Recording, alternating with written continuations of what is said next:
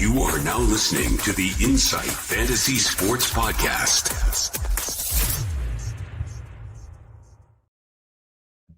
Welcome in and welcome all. We are back. It's the Insight NFL show, waiver wire edition to kick things off as we look forward to week 9. Tuesday, the 28th of October.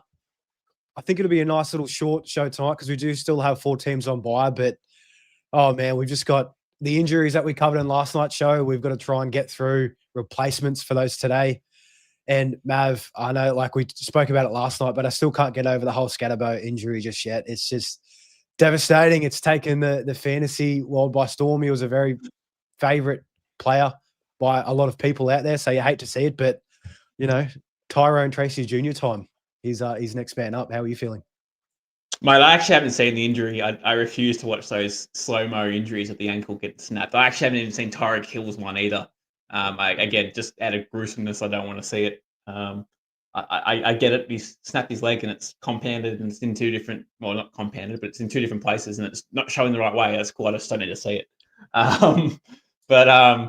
No, look, yeah, shit. What do you say, huh? What do you say? But Tyrone Tracy will get a nice big feature tonight in tonight's show. So tune in for a bit later on when we talk about the running backs. But yeah, he I don't know if he's our cover photo. Is he our cover photo tonight?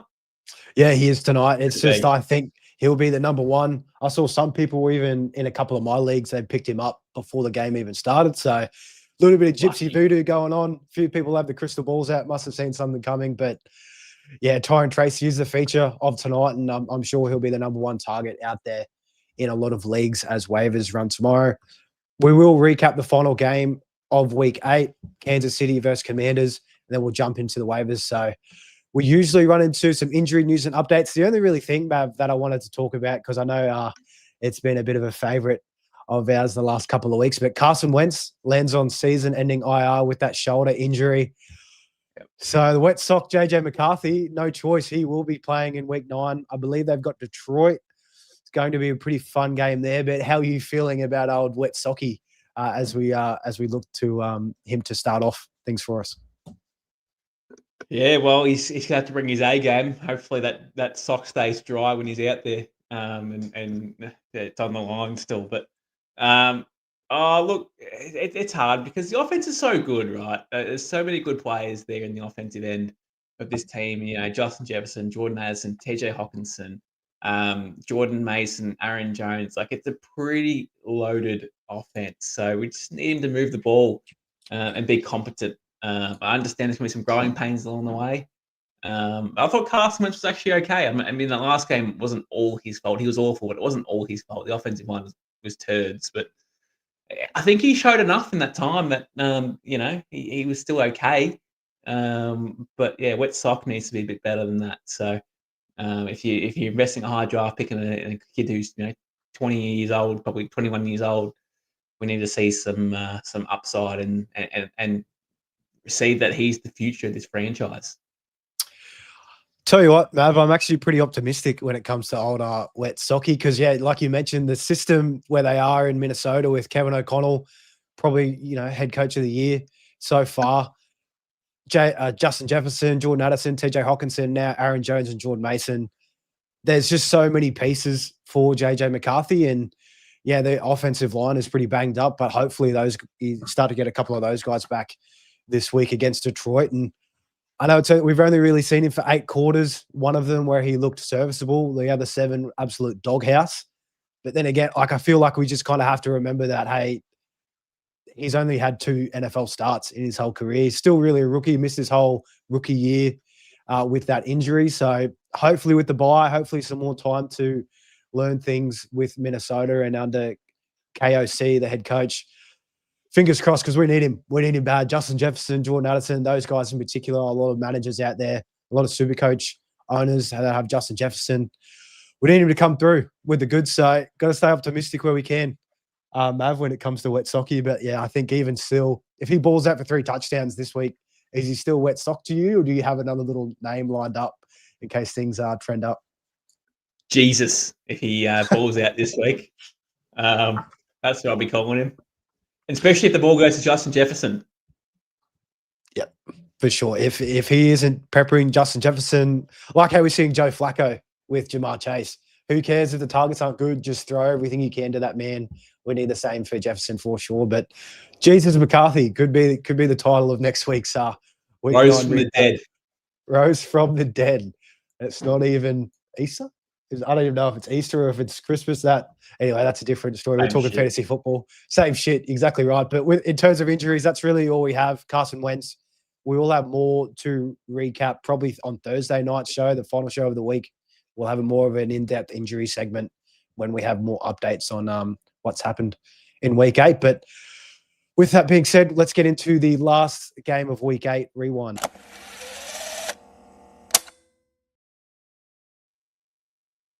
Mav, in this one, prime time today, the final game of National Tight End Holiday. I'm glad I don't need to say that anymore for another year. Kansas City Chiefs at home absolutely put the Marcus Mariota-led Commanders to the sword. They looked horrid. Mariota had an intercept pretty early in this game, no surprise. Then again, Patty Mahomes had a couple of events back the other way. But still, Kansas City still on top. We'll start with the Washington side of the ball because there's not too many positive things to look at. Hopefully, Jaden Daniels is back within a week or two. These guys just can't sustain what Mariota's being able to put up. It's just horrid. Mariota was the lead rusher, 8 for 28. Bill Krosky-Merritt, 9 for 25. Mav gave you 1 target through the air. Absolutely horrid. Jeremy McNichols saw more touches than this, more so in the receiving game, 5 for 64 and 6 targets. Terry McLaurin, first game back from injury, 3 for 54 and a touchdown. And that touchdown was pretty slick, toe tap. And then Deebo Samuel really didn't give you anything, 3 for 11 here. Probably still coming back from that heel injury that he sustained and missed last week for.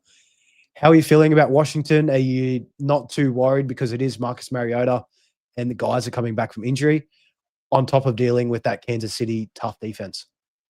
I'm extremely worried about their running game. I think it's not just like a bad matchup, you can say, for Bill. I mean, look, the game script wasn't in their favour, and let's be honest, they were chasing tail for the majority of the game. So the scheme would always be to pass the ball through the air. It's always to play it when you're down big early. But mate, to be honest with you, he really hasn't shown anything apart from maybe one game that he's the starting running back for this team, or even a starting running back in general. He against the Cowboys last week, just donuts. 13 carries for 33 yards. Chicago, a team that you can generally get on the end of as well in the run game at the moment. 17 carries for 61 yards, so 3.5 yards carry, no touchdowns. The game they actually popped off on was against the Chargers. That was a big game, 2 touchdowns, 111 rushing yards in that one. But outside of that, we haven't really seen anything that's of note that is always just going to be in their favour. So I'm off Bill Krosky-Merritt, and he's in my Supercoach team. He's probably going to stay in my Supercoach team and sit on the bench, which is fine because he's not going to have an impact. But at the same time, he's irrelevant at this point in time until he starts getting going. We're talking about guys like the offense was bad, mate. The offense was awful. McLaurin and Deebo, that was their first games back, so you expect some sort of teething pain, especially for McLaurin. He probably missed the extended time, but his day was saved by that massive touchdown, that toe grab at the end there in the end zone, which is an awesome catch. But that saved his day. Outside of that, not a lot of volume, only 4 targets. So that's a slight concern, and always been a slight concern with Terry McLaurin actually, that he doesn't get uber targeted. He's a touchdown machine. So it's a concern. I think the Commanders a bit of a concern in fantasy football. Obviously, we need Jaden Daniels back, and we need him playing at his full capacity. But look, mate, 2 weeks ago, Deebo was the wide receiver 10 in top 12 wide receiver, whatever it was. It was high. It's crazy to think that now he's not even probably even top 24 in that now. 29-year-old who balled early. It's hard to keep that momentum going, and I feel as though he's hit that cliff, and it might be a bit hard for him for the remainder of the season. I should have sold. I've got him in a couple of shares in a couple of leagues. I should have sold him when the time was high. I knew it myself. I knew I had to get him off, but it was also good bench depth as well. So yeah, it's hard to move off, and we know what Debo's capable of, especially when he started so hot, like he said. But I think rest of season, Terry looks healthier at this point. He's a better receiver. He is the team's number one. So I think, moving forward with Jane Daniels, when he comes back, hopefully things are figured out. But with Bill Krosky-Merritt, Seattle and Detroit the next 2 weeks. So I don't think things are going to get better for him, especially with Jane Daniels out if he does miss more time. One to monitor there, but you're not confident. Even on that, they got Miami. It might be a good matchup, and this is for every player might add on the Commanders team. Miami after that, and the bye week, so it doesn't play then, and then Denver into Minnesota the next 2 weeks. And that's very tough. That's a very tough schedule after the bye. It opens up a little bit into the playoffs. 15, 16, 17 isn't too bad. Well, actually, they got Philly in week 16, so Philly can sort their shit out. That'll be a tough matchup. But you know what I mean? Like it's a tough rest of the season schedule for the Commanders, both through the air and on the ground. So I'm concerned about the Commanders moving forward, and they'll still score some points. I'm not saying they're going to be crap, but again, it's very tough schedule. Yeah, it's not looking good compared to how they went last year. Definitely some regression in play. And turning to the Chiefs, my apologies. It was the third quarter when they really started to turn things on. It was tied up at the half. But in that third quarter, Mahomes come out, 2 touchdowns fairly quickly, and then another touchdown in the fourth. And, Commanders just couldn't do anything with that defense smothering them. But Mahomes, just under 300 yards, 3 touchdowns, 2 interceptions. The rushing, Isaiah Pacheco, he's seeing steady work, but again, Kareem Hunt is still just vulturing that goal line and high value touches that we need to see for fantasy. 12 for 58 on the ground. He also sustained a knee injury towards the end of this game. Wasn't too sure what was going on there, but he jumped up afterwards and seemed to be moving around. So one to monitor. We should have some updates on Thursday's show. But Kareem Hunt, 9 for 40, touchdown on the ground and a touchdown through the air on his one and only grab. Patty Mahomes, 30 yards rushing, but the receiving, National Tight End Day, absolute guarantee. Travis Kelce to score in this one. 6 for 99, had a big game. Taylor Swift was there, so of course he had the Taylor Swift bump.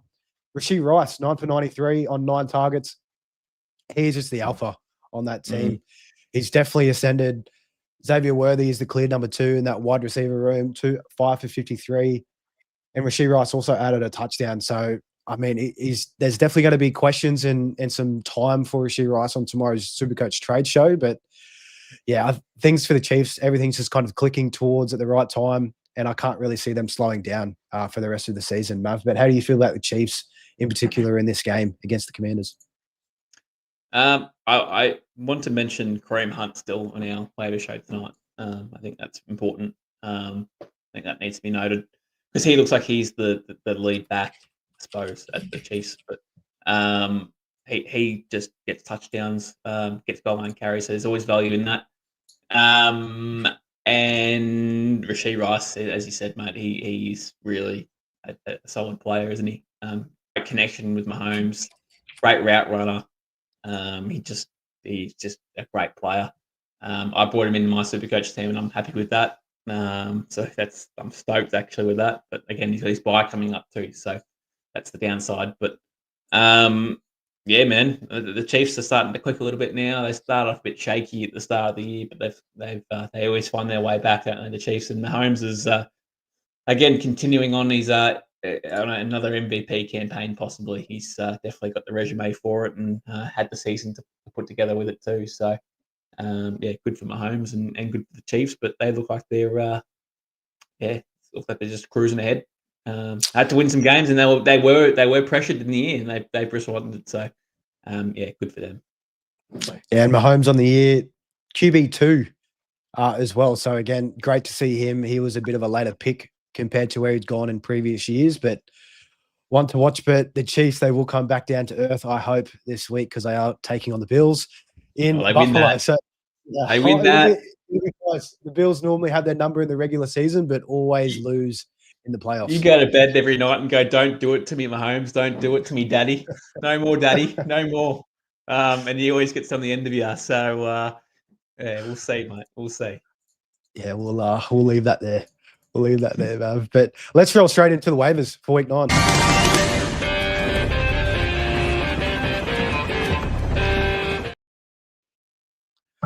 It's a nice switch up. Before we kick things off, the buys for week 9, we do have a couple of key teams with some key players in tow. Philly Eagles, New York Jets, they deserve a week off for sure. Cleveland Browns and also the Tampa Bay Buccaneers. So we, again, probably really just the Eagles and Bucks guys that we're really worried about here. But again, still those 4 teams on bye does leave us with some massive holes to fill. Starting off with running backs, Mav, and the elephant in the room, Tyrone Tracy Jr. With that Cam Scatterbo injury, he is out for the year. That's ruled out. Definitely won't be back. This really opens things up for Tyrone Tracy. We saw what he can do when he was the lead back for the Giants last year. Very competent, involved in the receiving game, explosive in the rushing game. Again, and hopefully with Jackson Dart there, that mobile quarterback who can help open up lanes for Tyrone Tracy. He's only at 35% rostered at the moment, but I expect that'll jump up to the 80s after tomorrow kicks off. So, Mav, first and foremost, is he the number one waiver priority for you? And then if so, if you're caught in a pinch for running back, what's the fab spend? Are you just unloading the clip for a starting running back at week 9 of the year, or you're playing with a bit more caution? No, he is the priority in on the waiver wire, and it's not often that you get an opportunity to get a starting running back for the remainder of the year at his sort of caliber, where you can plug and play him where you need to. He could be a flex level player, he could be an RB2 if you need it. There's opportunity there. Yes, they've got Devin Singletary in the backfield too, but I don't expect him to take much work off him. I think it'd be Tyrone Tracy. And again, a potential bell cow here, right? We're talking about on the ground, through the air. He's obviously a wide receiver through college, so he can obviously, or high school, I think it was one of the two. So he's got the ability to be a pass catcher to go with it. So we're talking about a full-on PPR player here. So yeah, absolutely, I'd be unloading the clip. It's so hard to get running back depth in fantasy football, and you've got it. Perfect, no problem. You're in a good position. You can always trade these running backs. You can always you've got flexibility with your roster. If you need a receiver or whatever, you always have flexibility. So if you can go get one, it has to be a priority in fantasy football. So I would be going pretty hard at him. I'd be, if you're RB needy, unloading the clip wouldn't be a bad thing. We're at week 9 of the season, keep in mind too, yeah, or going into week 9. So you're not going to get many other opportunities to unload. And if you haven't unloaded yet, when's your next opportunity to? You might not get one. So I would definitely, this is the week to start doing it. We're in week 9, as I said. Your season's on the line at this point in the year. You're in, there's 5-6 weeks maybe left of until playoffs, maybe 6, 9, 10, 11, 12. Yeah, about 6 weeks, give or take. So so it's probably time to unload and get that not premium running back, but a starting caliber running back in the league. So absolutely, mate. And I think even if you're not RB needy, like, it's just so valuable having those running backs in. Again, week 9, still 5 or so weeks or 6 until the playoffs. There's going to be so many more injuries in the running back spot. That's just a given. That's just the nature of the NFL and that running back position. So, even if you've got some spare spot. Back to the backups as well, yeah. We're talking about like Braylon Allen, for example. What happens if Breece Hall doesn't get traded and Braylon Allen's in the fold, and it's a 1-2 race for the starting running back position? Like, there's guys that'll come back from injury, that'll be dogs to your team, really. And it depends on situations. Like, what if Vidal goes down injured? What are you going to do then? Like, there's so many other things that happen along in a season that you just can't predict. And what we know is that Tracy, when healthy, will be in the backfield. So has to be a priority. Just has to be.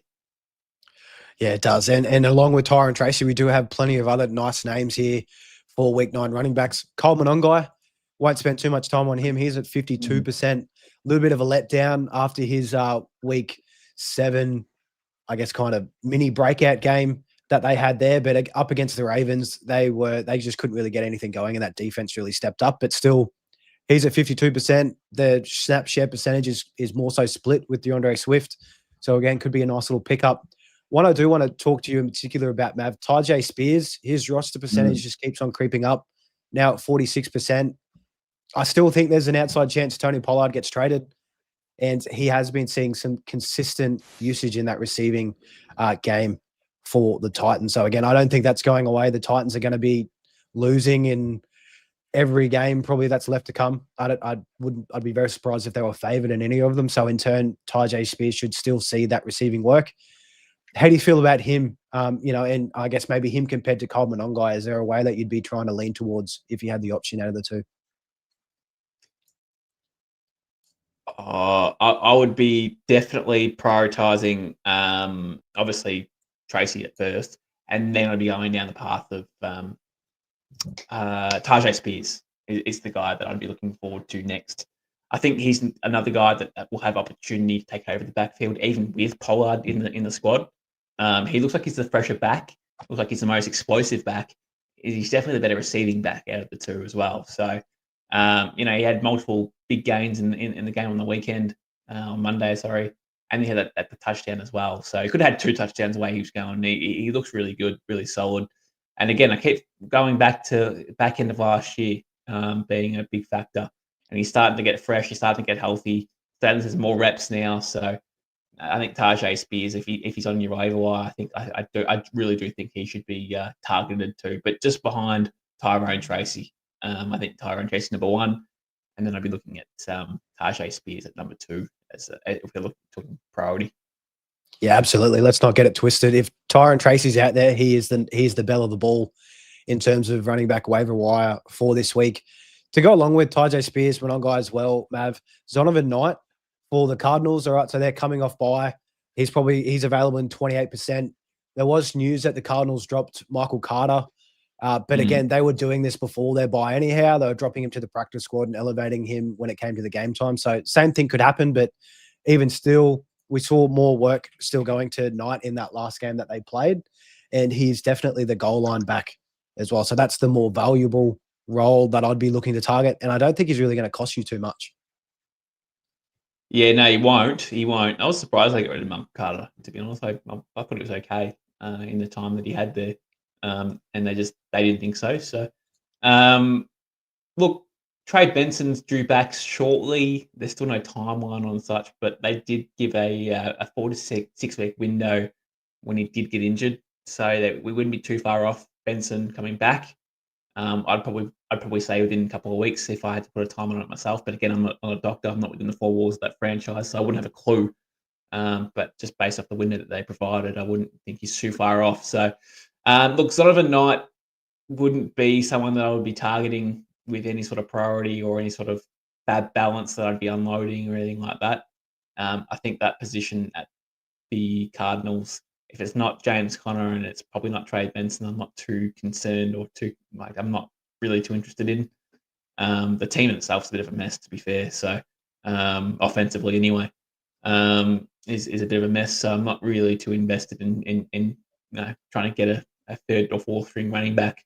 That doesn't excite me. So, look, if he's available after your waiver wire goes through and he's still available as a free agent, sure. And you've got roster space, sure. I'd go and pick him up. But I'm not too into it, to be honest with you. Again, it depends how desperate you are for a running back. But again, you can't start him with any sort of confidence, right?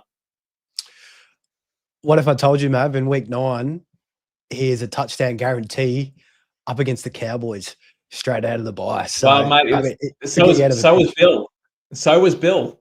True. Very true. Very true. Yeah, Bill let us down in a big way in that spot. But hey, a little bit more optimism towards Zonovan Knight. But I agree. Again, Trey Benson, I think it'll be week 5 after this week of how long he's been out for. So, yeah, could be a couple more weeks. Don't really unload the clip, but again, could be a good spot. Yeah, like you mentioned, picking up after waivers have run, or even a few little dollars if you need someone to plug and play to get you through week 9. Don't mind it at all. Mav, you wanted to mention Kareem Hunt. He's at 40% roster own. I know we had Brashad Smith on this show for the last couple of weeks. He was a bit more of a stash. He was starting to see some more work, but that just completely flipped in this game against the Commanders. So do you think moving forward, Kareem Hunt is the one to be looking for? Yeah, I do. I do. Look, I can't say that I'm really like super in on Kareem Hunt, might I add. He had 2 touchdowns today, so that's not going to be like you can't expect that to happen every week or anything like that. The week before he had 1.8, and the week before that he had 3.9. But the week before that he had 18.2. He's had another 10.9. They're coming against Buffalo this week. I just feel as though he's the featured back. Well, he's seeing less carries than Pacheco, to be fair, but more involved in the offense and gets the important touches on the offense. We're talking goal line carries. We're talking about passing work as well. Well, in saying that, not really much passing work, but no one really is running back room, to be fair. But yeah, I just feel like he gets the important touches compared to Pacheco. He's not really a running back that you'd be screaming out for that you must own or anything like that. But I still think that he should be rostered and kept. And what happens if Pacheco goes down injured? You might see 15 plus carries out of Kareem Hunt, and then suddenly he's must rostered. So it'd be a priority in next week's show if Pacheco went down injured, or he was out for extended period of time, or something happened in training, or you know what I mean. Like it just would. So I think it's best to, if you've got space and you got a few dollars to spend, I think it's not a bad thing just to hold him on your roster and sit him there for a week or two. It's not going to do any harm to you, and just stash him and see what happens at the running back room, because I do believe that those touches will be increasing over time. I think Pacheco's a better back. Kareem Hunt's a better back. Sorry. And speaking of stashes, Mav, to go along with those guys that we mentioned earlier, you can really plug and play them for this week. None of them are on buy, but in terms of a nice little stash option, both of these guys that we have here are on buy this week, so they won't really cost you anything. Isaiah Davis is the number one. He was mentioned on a couple of weeks' shows as well. This was the most work that we saw for him in the season. 765 on the ground and 5 for 44 through the air. Again, take it with a grain of salt up against the Bengals. Absolutely horrid defense, but it's positive signs for Davis. Still getting worked more in. There's still that trade whispers of Breece Hall going out, and Braylon Allen still is probably a few weeks coming back from IR. So again, if you do have a spot, 32% rostered, probably won't cost you anything with him on the buy. Absolutely love to be picking up Davis where I can. And then take Bigsby, Mav, one that I want to ask you. He's at 10%. To me, in that game against the Giants, he just looked like the clear number 2 back. Looks explosive. We know Saquon, the amount of touches that he withstood last year in the regular season and the playoffs, absolutely enormous amount, and starting to catch up to him this year. I think he dealt with a groin injury in this game as well and left early. So how are you feeling about Tank Bigsby? Is he someone that you'd be looking to stash if you do have that space? Oh, not necessarily, to be honest with you. I don't really have a lot of interest in stashing Tank Bigsby. They're on bye this week too, so again, even less interest knowing that. If anything was to happen to Saquon, obviously Tank Bigsby's must owned at that point in time. But again, there's no reports that come out that says Saquon's going to be missing any time, so it's really whatever really. If you're in deeper leagues and you want a clear RB2, then maybe sure. And try and get the handcuff or something like that. But at this point in time, if you got limited spots, I don't really care too much about Tank Bigsby. Yeah, don't be dropping too much for these guys again. Yeah, like I mentioned, if you've got spots, maybe try and get that crystal ball out. You might be able to see some things in the future if you pick these guys up early. You just never know. In the NFL, wide receivers, Mav, from the top, Christian Watson is the key guy that I want to be targeting. I think Matthew Golden, he's had a whole heap of opportunities, but he's just not the guy that they have. The connection isn't too good with Jordan Love. Christian Watson, I didn't really think too much of him this week coming back, but I mean, he really performed. Doesn't look to be hindered by that nasty knee injury that he was coming back from. 4 for 85, only 56% of the snaps as well, so I expect that to increase. He was probably on a bit of a count with his first game back from injury, but Jordan Love looks good. I think they're going to get this receiving game more into the works of it. And yeah, I think I'd much rather just have Watson over Golden at this point. So how do you see that Green Bay receiving room, and followed up by your top wide receiver ad for the week? Yeah, Christian Watson, he's burnt us in, I suppose, nearly 4 years of fantasy football, nearly at the moment. But he's got the talent's there. And that's always been the frustrating part with Christian Watson. He's never finished in the top 40 in PPR scoring in end of season ranking, which is annoying. But he's never played a full year either. So that's the other thing to him as well. So now that he started in week 8, let's hope that the remainder of the year he can actually just play through now, and you won't see an injury. He might be a league winner potentially if he keeps on going, or if he sees 70% of snaps, 80% of snaps, and starts balling. There's potential there to be a league winner. I don't trust him enough to call him a league winner. Tyrone Tracy could be a league winner, might add, For sure. if we're going back to the running backs, but I don't see Christian Watson being a league winner. But again, I think he has to be rostered. Don't put a lot of money on him. Don't unload the clip on Christian Watson, but I think he still needs to be rostered. He's got the deep ball threat, loves the deep ball threat. Always juicy for one point in the year. Unfortunately, in this one we saw a long ball but no touchdowns. So he's good for one. But again, we got Jaden Reed is going to come back soon at some point too. So that's going to interrupt a bit of Christian Watson as well. But yeah, looked good. He looked good in week 8, didn't he? He looked really solid. So I think it's worth being rostered. Again, I'd probably chuck between $5 to $10 if we're talking fab, and outside of that, wouldn't really be invested that much money into him. But Yeah, Watson is there, and you're right, Jaden Reed. I think if you're still a few weeks away with that collarbone injury. Josh Downs, one name that I will throw up. He's at 56%, and we try and find names under 50% to be readily available out there. But again, he's ramping back up. He did miss week 7, season high snap percentage last week up against Tennessee. He did have that touchdown to save his day, but again, he is a name that needs to be mentioned. One name, Mav, that I do want to ask you, and hopefully I'm saying this correct, Chimere DK from the Tennessee Titans. He's a 4th round wide receiver. He's only at 19% ownership currently.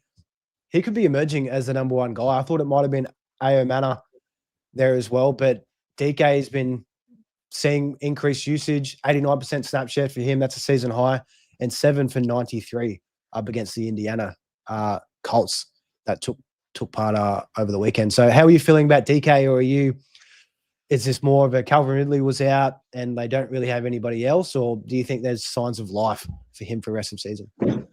It's really tough at the moment to be really invested in the receivers at Tennessee. Cam Ward's struggling. He's unfortunately a receiver that has to catch the ball off Cam Ward's passes. So, sure, he's another one that's heavily on the trend graph here on Sleeper, but I just don't think I love it too much, to be honest with you. I don't like. He saw 8 targets in this game, looked pretty good, but again, Chargers next week, into the bye, into Houston, into Seattle. That's his next 4 weeks, so it's a tough schedule coming up. So they'll get Ridley back at some point.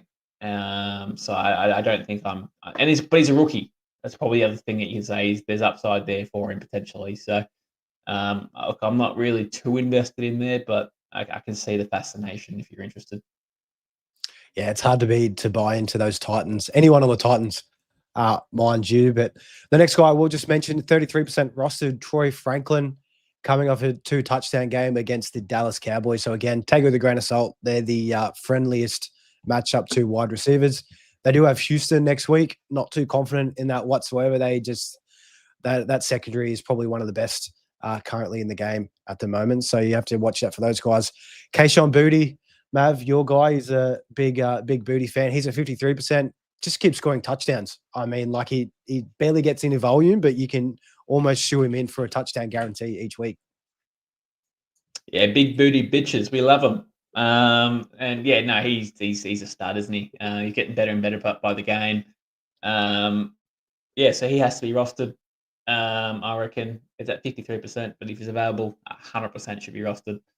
I want to mention another guy actually while I've got you. Roman Wilson emerged in week 8. He was a 3rd round pick, I believe, back last year, I think it was. So he's entering year 2 of his campaign. Yep. Saw 5 targets and a touchdown in this game. He's ramping up his snap percentage a little bit now over the last sort of 3 weeks. It's sort of ramping up to from 17% now to now nearly half a game. So if he's emerging as the wide receiver 2 at Pittsburgh, I'm sort of interested. I think he's got more upside than Calvin Austin. And obviously, he won't surpass DK Metcalf unless injury. But there's some interest there. I don't mind it. I actually really liked him in the rookie campaign that we had last year. I really liked him. I thought he was a really solid third round pick in our dynasty leagues. He was going around that mark, and it hasn't paid off yet. But hey, and I had to keep on Rowan Wilson. I think he has another big game. And I think we'll talk about him more next week. Yeah, I don't mind the shout whatsoever, because the Steelers, it's DK Metcalf, and then it's very open. Throw a couple of tight ends in there. I'd be definitely one to watch, and it's been unfortunate his first year coming into the league, which is ruled with injuries, and he's really only starting to get healthy now at this point of the year. So I definitely want to watch. It's just hard to buy into the Steelers with Arthur Smith and what the hell else that he kind of does in that game and how much they want to run the ball, but he could emerge. He could emerge once more. One I do want to ask you, Mav, Jalen Noel and Jaden Higgins, the dual pair of the Texans rookie wide receivers. We saw Jalen Noel had a bit of a breakout last week without Christian Kirk and Nico Collins leaving the game early. And now this week, it's more so Jaden Higgins. He had a season high, 83% snaps, caught a touchdown. Are you leaning towards either of these two if you had to pick? I think Christian Kirk, he could miss the next game, and you'd think Nico Collins should be back after that concussion as well for week 9. Yeah, definitely. I mean, you can even chuck in Xavier Hutchinson in the same category as well. He's been having a high snap percentage for a lot of the year, actually. So he's probably the number 3. But yeah, I don't know. I think when Nico comes back in, I think we'd probably get. Well, I don't really know how to read this offense, to be fair. It's probably one of the most toughest offenses to read. One week they look awful, the next week they look half competent. I mean, CJ Stroud, week to week, you just never know what you're going to get out of him. He's so inconsistent with the play, and that's due to the offensive line being pretty average. So, it's just tough to really get a proper reading on the Texans week to week in fantasy football. So, I don't really have too much investment in any sort of wide receiver they've got outside of Nico Collins. And then, you can say the same thing with the running backs as well, Woody Marks, Nick Chubb. One day you think Nick Chubb's going to get majority of the work, and then there's Woody Marks. So it's just an offense that just is so inconsistent with how they play. It's hard to predict who's the next man up or who's going to be the next man up for majority of the work. But at least we know Nico Collins is. Yeah, it's hard. It's hard to try and forecast consistent production with the Texans, because I know that game against Seattle a couple of weeks ago, it was one of the most grossest games I've seen for that offense. It just looked absolutely terrible. I personally don't want anything to do with anyone outside of Nico Collins. It's even getting to that point where I don't really want Nico Collins just because it looks so horrid. But one to monitor, if those two rookies are out there, again, with them being rookies, they will start to ramp up more and more as the season progresses. So one to monitor. Tight ends, Mav, not too much on this week. I will kick off Harold Fannin Jr. He is 66% rostered, but he is on a bye. So I'd be checking to see if anyone has dropped him when waivers run tomorrow. You might be able to pick up a nice little bargain. But who's a top tight end that you're looking to bring in that can play this week? I don't really have many tight ends of value this week, to be honest with you. There's not really anyone that I'm really too interested in on the wire. I know Mark Andrews is up and down at the moment. He's seen him dropped in a couple of leagues, and again, how can you really be invested in Mark Andrews? He's had one good game for the year, and he keeps getting dropped and picked up. Until every week that happens now that I see someone wants to have a turn at Mark Andrews and gets burnt by him. But outside of that, there's not really anyone else that I like. If you want to have a go at Colston Loveland, sure. There's not really any fantasy scores are getting productive. Well, from the Bears offense, to be fair, outside of Caleb Williams, but there's no one else that's really lighting the world on fire outside of Caleb Williams and Odunze. Sorry, I will say Odunze, but you got Fannin, who he's a top. I think he's a top 6 tight end at the moment. So that will drop after his bye week, but he's still top 10 in his position still, regardless. So if Patton is available or has been dropped or whatever, absolutely scoop him up. And then outside of that, there's Juwan Johnson's still wildly available. AJ Barner is wildly available if you like any sort of Seattle tight end. But again, we're sort of we're going deep here and guys that you wouldn't really care about. Yeah, it's a gross position to talk about. We did have Aronde Gadsden the last couple of weeks, but his roster percentage at the moment, 77%. Just he's already been scooped up, so we can't go there. Yeah, Howard Fenner Jr., Colson Loveland, I think I'll die on this hill alone. I was rambling on him all about last week. I thought the opportunity was too good with Cole Kmet. He did disappoint. The whole team disappointed, so I will ride I'll give you that again this week. I'll give you one. He's at 24%, but Mav, please, a little tight end for us.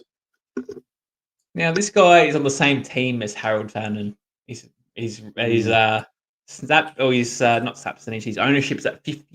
So we try and get guys under 50%. But Njoku is very hot and cold, right? He's available. I'm looking at in a league right now that there's a 14-man league, and deep. There's 150 players available to pick from. I think it is, or maybe less, maybe 130, but still a few players. And Njoku's available. He's available to be scooped up. So 11.7 he had this week, 15.7 he had 2 weeks ago against Minnesota, or 3 weeks ago against Minnesota. Does he get traded in the trade deadline? Possibly. There's brighter things ahead possibly for him. Dylan Gabriel will still target tight ends because that's the safety blanket for rookie QBs is the tight end. So there's opportunity here for Njoku there if he does stay at the Browns or gets moved on somewhere else that fantasy production could come up. So I think it won't if he's available, again, you don't need to chuck anything on him because he's not playing this week. So I think you'll be able to get him for free and he wouldn't be not a bad stash if you needed a tight end there in a couple of weeks' time. Yeah, he'll be nice and cheap for sure while I'm by. Quarterbacks, Mav, not too many to talk about. We've got Joe Flacco. If he is still out there in your Superflex leagues, he just keeps reducing the goods. He's at 62%, dealing with a bit of a shoulder injury at the moment, but of course, 40 years old. I mean, hell, I'm not even 30 yet, and I'm dealing with shoulder injuries. I don't even play NFL, so I don't know how that works. But old man Flacco getting it done. They are on bye in week 10, so one to watch. You've only really got him for this week. I call him Joe Burrow. I mean, hey, there's some key resemblance there. He just targets Jamar Chase for fun. He needs to keep doing it. Can't see that really changing either. He's also lifting Chase Brown as well, which I thought was going to be impossible to do, but he keeps looking good. One name here that might still be out there in Superflex might have been dropped, JJ McCarthy. He's at 21% rostered across sleeper platforms. So again, check waivers. Might be a bit optimistic in Superflex because those leagues are pretty deep, and with those 2 starting quarterbacks, they normally are held on rosters regardless of that injury. But Wet Socky, pick him up. And Aaron Rodgers, he's at 53%. He's had his bye. You can pick him up at in one quarterback or even in Superflex. I'd be happy to throw him in there as well if I'm caught in a pinch. But quarterbacks for you, Mav, do you want to talk about JJ McCarthy anymore? Oh, in Superflex leagues, you sort of want to get these guys, don't you? Like, if he's available, sure, you can stash him.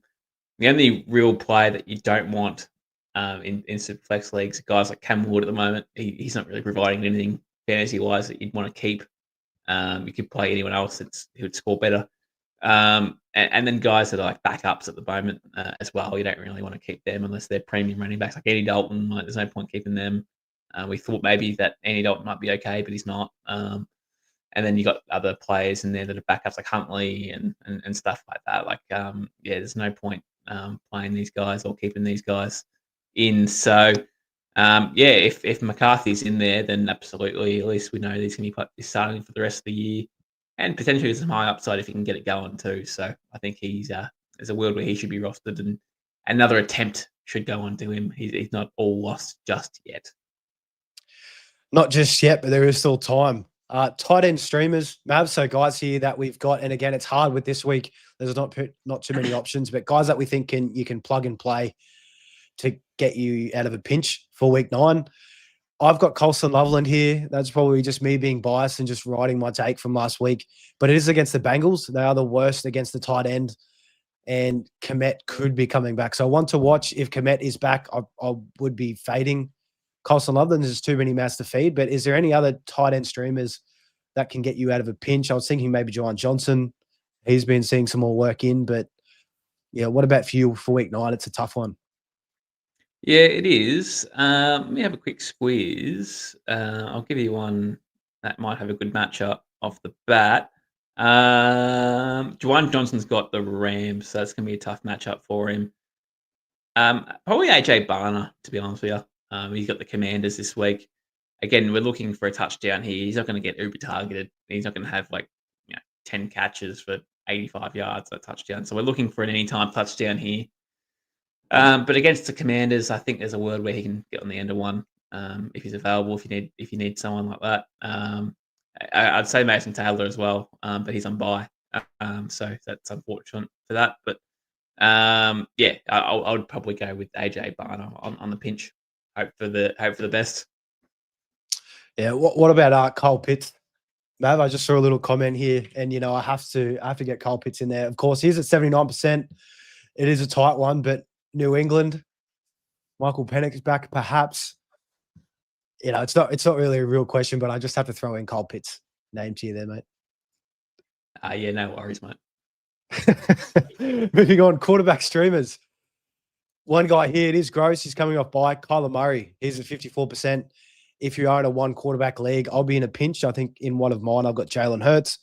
I'll be looking to scoop up Kyler Murray purely because he's got Dallas this week, and I believe it's in Dallas as well, if I'm not mistaken. So in a nice dome environment. Yes, it is in Dallas. So, he could throw a couple of touchdowns easy against this offense. He has been pretty hot and cold to start the year and can also run in one as well with his legs. So for me, Kyler Murray just screams out as a spot start of the week.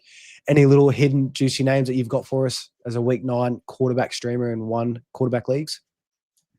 It's going to pay me to say this, but I think it's a really good matchup.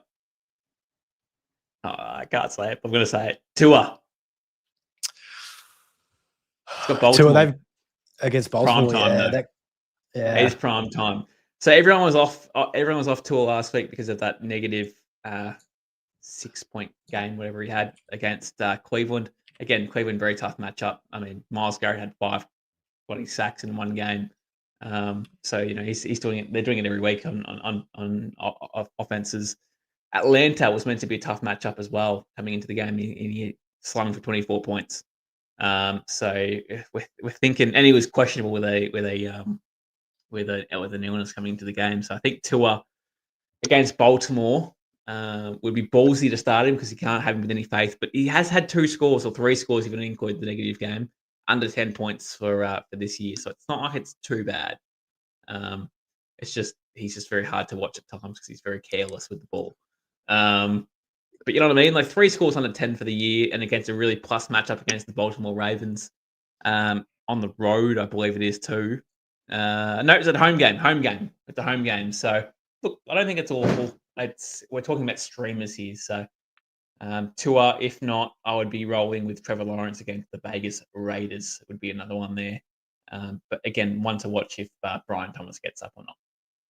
Yeah, some good names there, and it'll be a gutsy call with Tua. I know if I was streaming him, I wouldn't be watching that game. I think that would just that'd throw me over the edge. It'd be a hard watch. But 22% rostered, well and truly out there. Trevor Lawrence liked the matchup as well. Absolutely key. Guys, if you are watching here on YouTube, as we close this thing out, please like, subscribe. We absolutely love it. If you ring that bell, you will get notified when new shows are dropping each week. 6 shows currently, and we'll continue to progress and drop multiple shows as the season continues. Questions and comments, thanks heaps for throwing these all in the chat. Please make sure to throw in some Supercoach questions on tomorrow's trade show. We'll have a bit more time and a larger segment at the back end to go through all of those, so make sure you save them up. Any waiver wire questions that you might have, please throw them on the YouTube comment section, and we'll be sure to get to them by tomorrow afternoon when waivers run. here in Australia. But before we close things out, buy low and sell high show dropping again tomorrow morning. We've had, it looks to be our third edition, hopefully giving some nice little value on moves to make in traditional fantasy. And last but not least, a massive trade talk show for Wednesdays for Supercoach. That'll be dropping tomorrow night. So yeah, I'm just there to talk trades. I still don't have the app. I had a shit NBA start too. So yeah, the app's gone, mate. So I'm just there for just talk banter and talk shit with Secko, to be honest with you. And with yourself, obviously. But I'm just there just to talk. You're a vibes guy, Mav. You're a big locker room add in for us here. But guys, thanks heaps for tuning in. Make sure to check out those shows coming up. It'll be great to go through. And I'm Mull. That's Mav. It's the Inside NFL podcast. We'll catch you guys later on. See ya.